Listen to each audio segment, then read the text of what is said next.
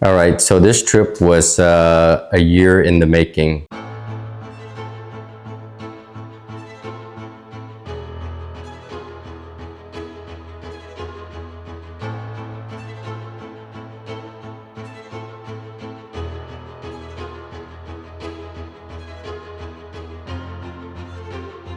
The idea came about watching the YouTube video. I saw what was one of the most amazing shot I've seen, and it was on the Sky Rock, or some people call it the Sky Bridge. This shot right here totally captivated me, and I knew I had to be there one day. So the plan went into the making.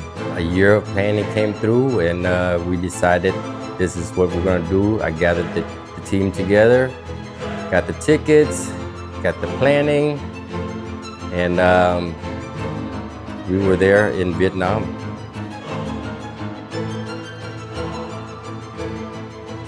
Where we got situated first, kind of got a feel for the country, because some of us, it was the first time in the country. The girls are practicing riding the motorbike right now, and it was a culture shock for sure.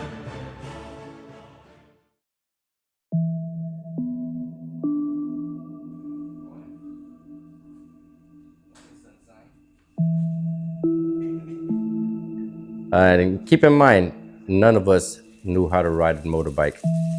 None of us knew the roads of the Vietnam.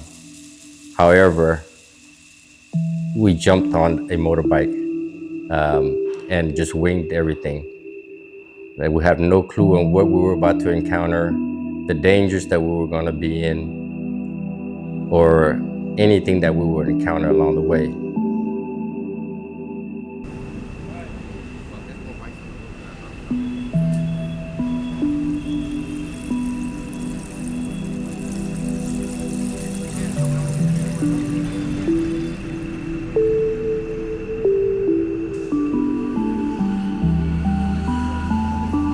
First thing we saw was a motorcycle accident.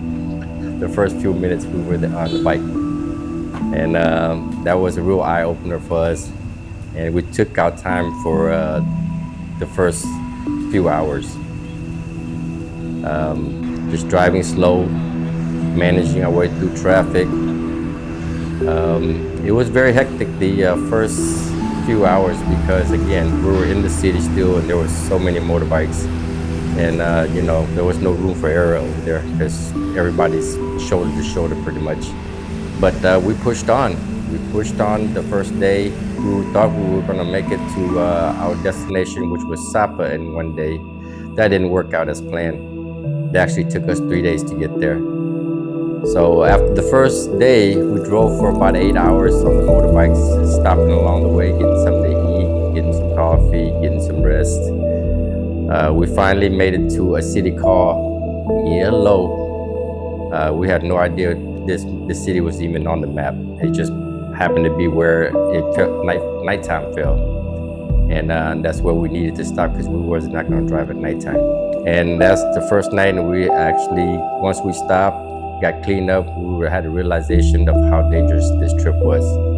The kids, I wouldn't say just the kids, but everybody that was in the group, we were terrified.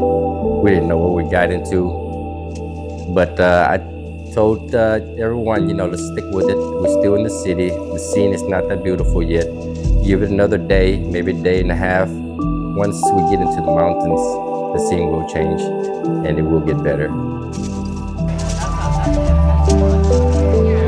This is one place that we ate. Was in Yellow. This was by accident that we found this place here. Now that I'm looking at this, I remember it was a restaurant we were looking for since we arrived on our first day, have no clue on what we're doing. Walking down the street, we noticed there was quite a few people sitting down this end of the street. They were eating. So we figured if there's quite a few people eating, maybe it's good. They will grill pretty much anything you want that was on the menu. Then we realized there was a second level to this restaurant. And once we got up there, oh my God, it was totally different what was downstairs. This looked like an American restaurant, Japanese style. There was a grill in the middle. They brought out a whole large plate of vegetables and cuts of meat so we could grill. The one thing that stood out to me from the restaurant was the popcorn butter. I don't know what kind of butter it is, but it's good. It's tastes like popcorn butter. And we use this as our base of cooking. Once the butter melts, then we start cooking all of our meats. Intestines, some were mushrooms wrapped in bacon, some were just sliced beef, vegetables. But yeah, that was our first night enjoying a really nice meal on the road. And this was by accident that we found this place also, which was a hidden gem, definitely a treasure.